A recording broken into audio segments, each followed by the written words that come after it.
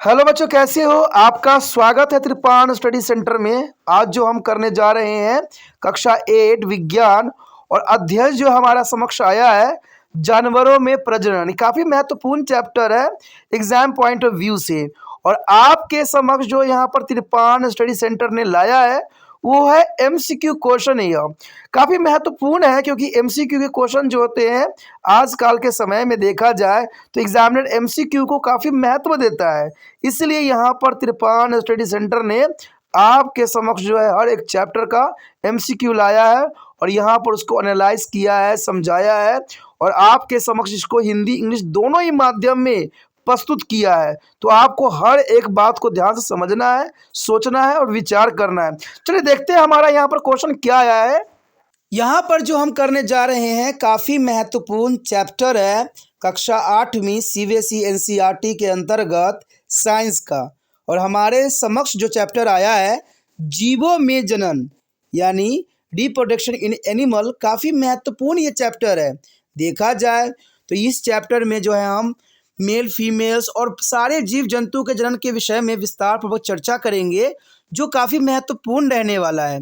देखा जाए तो है कक्षा 8वीं की जो है क्वेश्चन एमसीक्यू, लेकिन ये बड़े बड़े कॉम्पिटिटिव एग्जाम के लिए भी एक महत्वपूर्ण जो है क्वेश्चन साबित हो सकता है।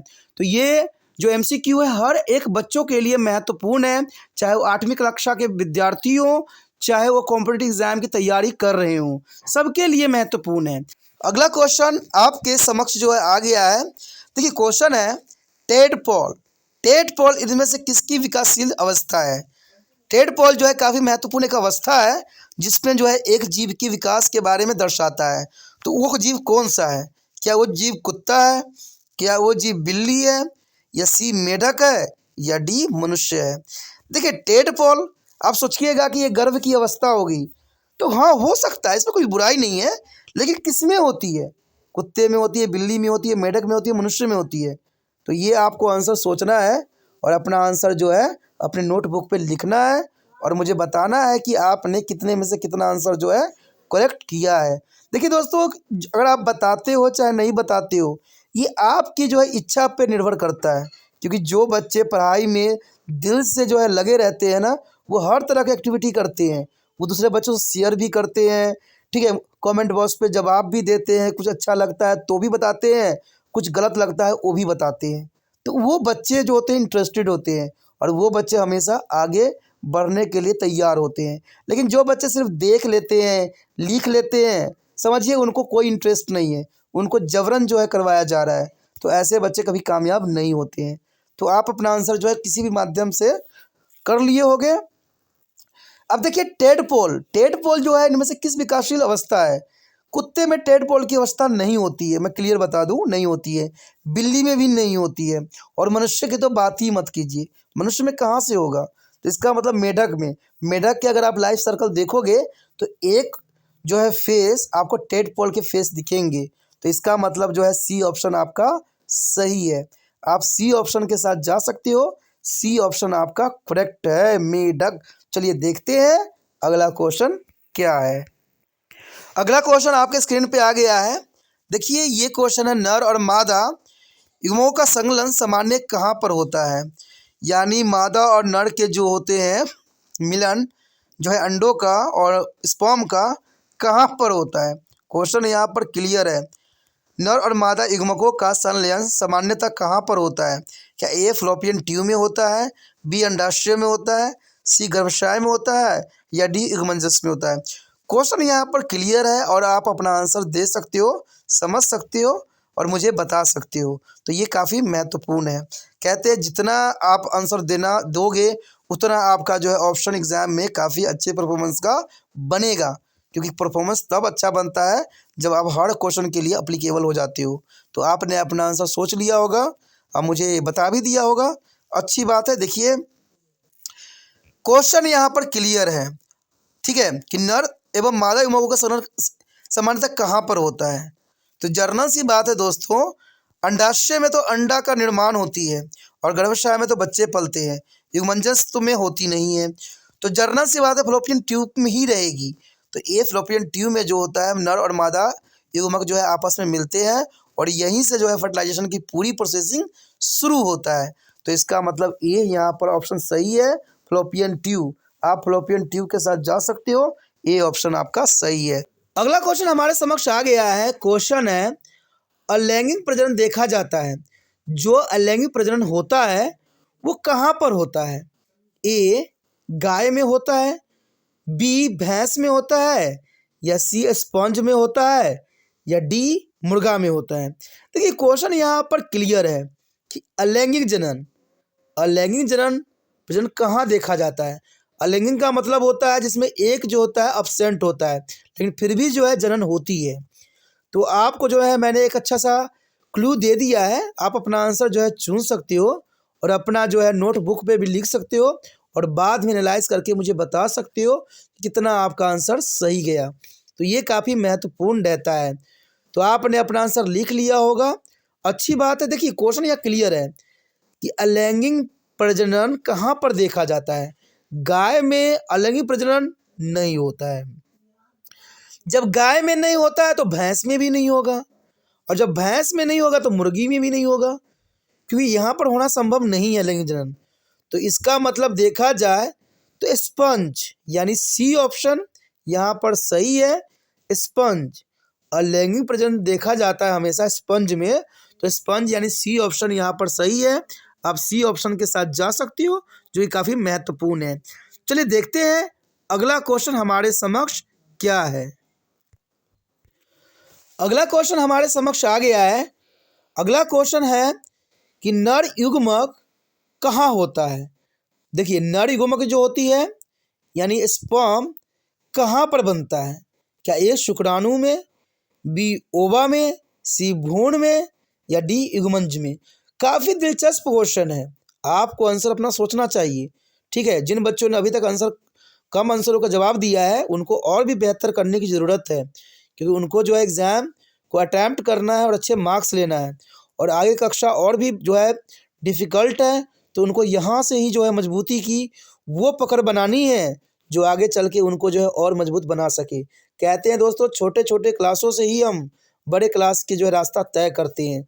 जब तक आप छोटे क्लास में नहीं अच्छा परफॉर्मेंस करोगे, आगे कक्षा आपके और भी जो है मुश्किलों का सामना खड़ा कर सकता है। तो ये काफ़ी महत्वपूर्ण है। आप अपना आंसर जो है अपने नोटबुक के साथ साथ कमेंट बॉक्स पे भी देख सकते हो। तो आपने अपना जो भी माध्यम चुना है वो आपके लिए महत्वपूर्ण है। चलिए देखते हैं इसका आंसर क्या हो सकता है। नर युग्मक कहाँ होता है? देखिए युग्मंजस में भी नहीं होगा, भ्रूण में भी नहीं होगा, ओवा में तो होगा ही नहीं। तो इसका मतलब ए शुक्राणु है। तो ए शुक्राणु इसका जो है ऑप्शन सही है। तो आप ए ऑप्शन के साथ जा सकते हो। शुक्राणु जो होता है नर युग्मक कहलाता है और इसे हम स्पर्म के नाम से भी जानते हैं। तो ये काफ़ी महत्वपूर्ण है। तो ए ऑप्शन आपका सही है। चलिए देखते हैं आगे का आंसर जो क्या है क्वेश्चन क्या है। जिन बच्चों ने अभी तक आंसर जो है कम दिए हैं वो आगे के लिए ऑप्शन के लिए तैयार रहें और आगे का ऑप्शन और क्वेश्चन का आंसर जरूर दें, क्योंकि वो काफ़ी महत्वपूर्ण रहेगा। अगला क्वेश्चन जो हमारे समक्ष आया है, क्वेश्चन है डैश वह प्रक्रिया है जो पृथ्वी पर जीवन की निरंतर सुनिश्चित करती है। आखिर वो कौन सी प्रक्रिया है जिसके कारण जो जीवन है पृथ्वी पर निरंतर बनी हुई है? क्या ए ऑप्शन शुक्राणु के कारण, या बी प्रजनन के कारण, या सी भ्रूण के कारण, या डी युग्मनज के कारण? क्वेश्चन तो आप समझ में आ गया होगा कि डैश वह प्रक्रिया है जिसके कारण पृथ्वी पर जीवन जो है निरंतर सुनिश्चित करती है, जीवन कंटिन्यू चलती रहती है। क्या है ये कारण? तो आप अपना आंसर जो है यहाँ पर चुन सकते हो और अपना जवाब जो है अपने नोटबुक पे लिख सकते हो, क्योंकि ये चीज़ें काफ़ी महत्वपूर्ण होगा। ठीक है, अगर आपको नोटबुक पर नहीं है तो आप मुझे कमेंट भी कर सकती हो। ठीक है, तो चलिए आपने जो भी माध्यम चुना होगा वो आपके लिए महत्वपूर्ण होगा। क्वेश्चन तो आपको समझ में आ ही गया होगा कि डैश और प्रक्रिया है जो पृथ्वी पर जीवन की निरंतरता सुनिश्चित करती है। देखिए शुक्राणु भी महत्वपूर्ण है, क्योंकि शुक्राणु नहीं होगा तो अंडाणु में कैसे मिलेगा?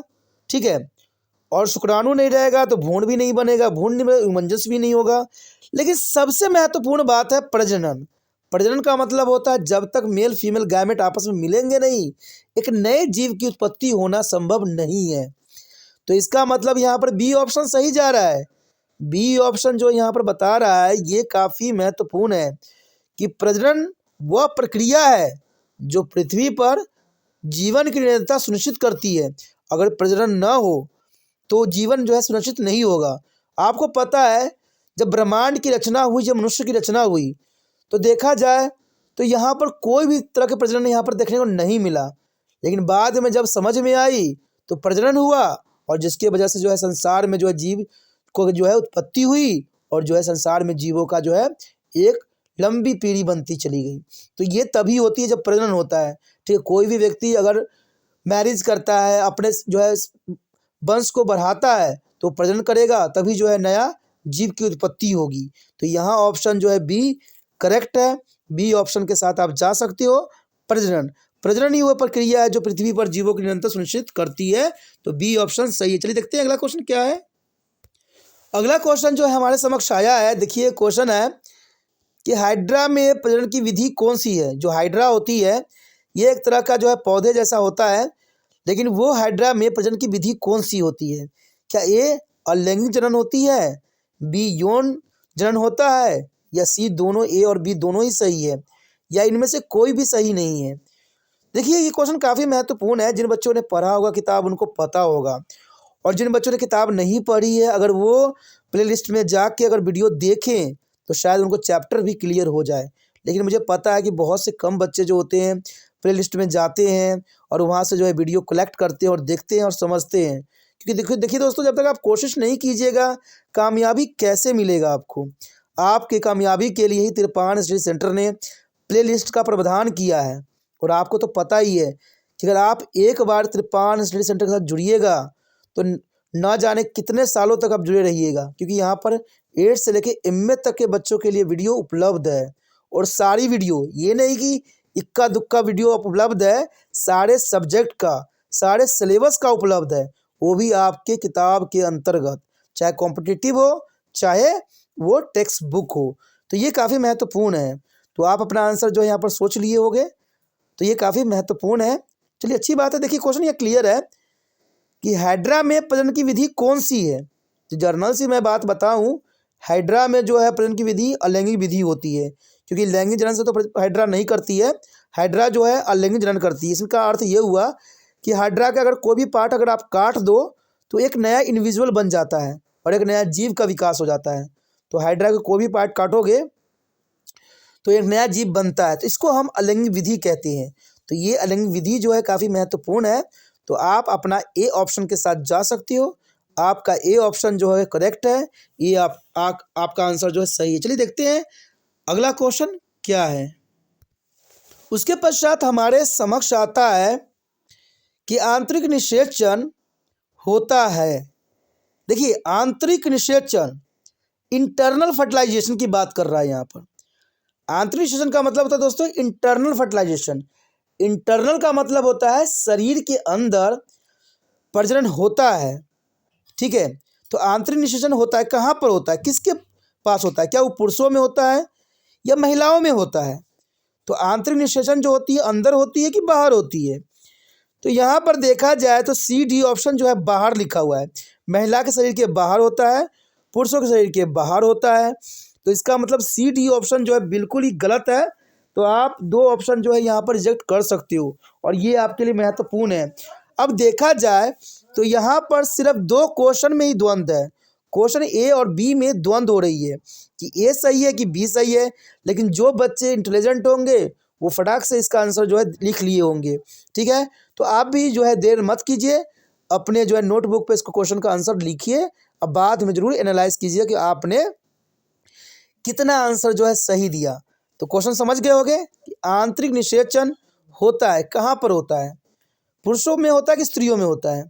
जो बच्चे बनते हैं, क्योंकि आंतरिक यानी इंटरनल फर्टिलाइजेशन की बात कर रहा है, बाहरी के नहीं कर रहा है, तो पुरुष और स्त्री किस में होगा। अब जर्नल सी बात है, पुरुष तो बच्चों को जन्म देते नहीं है तो स्त्री में ही होगी, और अंदर की बात है तो अंदर इंटरनल फर्टिलाइजेशन होगा। तो इसमें ऑप्शन तो आपको क्लियर दिख गया होगा कि महिला के शरीर के अंदर जो है आंतरिक निषेचन होता है। बच्चे का निर्माण जो होता है महिला के शरीर में होता है, और ये आंतरिक निषेचन कहलाता है। तो इसका मतलब बी ऑप्शन आपका सही है। बी ऑप्शन के साथ आप जा सकते हो। जिन बच्चों ने बी ऑप्शन लगाया है उनका सही है, और मुझे विश्वास है कि ये बी ऑप्शन बहुत से बच्चों ने लगाई है, क्योंकि ये पहले ही मैंने इसका जो है 2 ऑप्शन हटा दिए थे, तो बहुत से बच्चों ने जो है इसका आंसर सही दिया है। चलिए अच्छी बात है, और भी आपको बेहतर करना चाहिए, तो इसके लिए अगला क्वेश्चन भी देखना चाहिए। चलिए देखते हैं अगला क्वेश्चन क्या है। अगला क्वेश्चन जो हमारे समक्ष यहाँ पर आया है काफ़ी महत्वपूर्ण है, और आप इस क्वेश्चन को पढ़ सकते हो, समझ सकते हो। पढ़िए क्या है क्वेश्चन। क्वेश्चन जब तक पढ़िएगा नहीं तब तक समझ में नहीं आएगा। और एक महत्वपूर्ण बात ये भी रहता है कि यहाँ पर त्रिपाण स्टडी सेंटर जो है आपको यहाँ ऑप्शन पर टिक नहीं लगाता है। तो इसका सबसे महत्वपूर्ण बात ये रहता है इस वीडियो का कि अगर आप इसको म्यूट करके देखते हो तो सारे वीडियो जो है म्यूट करके देख लीजिए, अपना ऑप्शन जो है पढ़ पढ़ के लगा लीजिए, और बाद में सुनिए कि भाई इसमें ऑप्शन कौन सा सही है। तो देखिए कितना महत्वपूर्ण बात रह गया ना। कई बच्चे तो ये होते हैं जब टेस्ट देते हैं तो वो क्या करते हैं, मोबाइल अपने पास रखते हैं और इसको म्यूट कर देते हैं, और जोन जोन पे टिक लगा रहता है उसको सही मार देते हैं। लेकिन त्रिपाण सेंटर इस बात को ही हटा दिया है।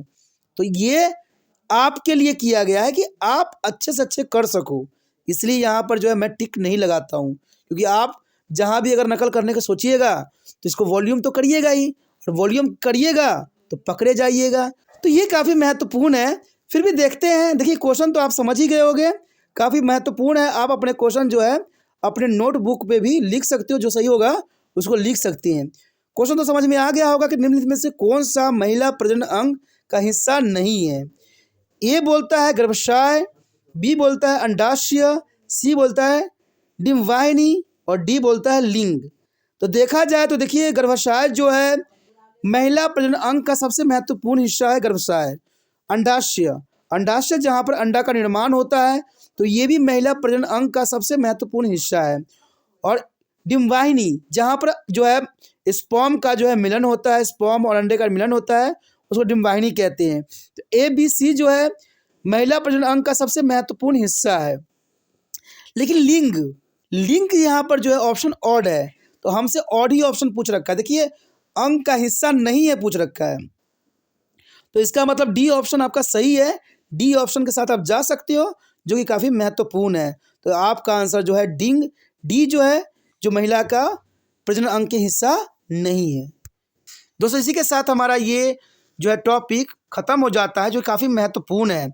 आगे का टॉपिक और भी महत्वपूर्ण रहेगा, तो आप बने रहे त्रिपाण स्टडी सेंटर के साथ, और जितना हो सके इस वीडियो को शेयर जरूर करें, जरूर अपने दोस्तों के साथ शेयर करें, क्योंकि उनका भी एग्ज़ाम आपके लिए महत्वपूर्ण है। कहते हैं अगर आप अगले क्लास में चले जाइएगा और आपका मित्र जो है पीछे रह जाएगा, तो ये तो अच्छी बात नहीं रहता है।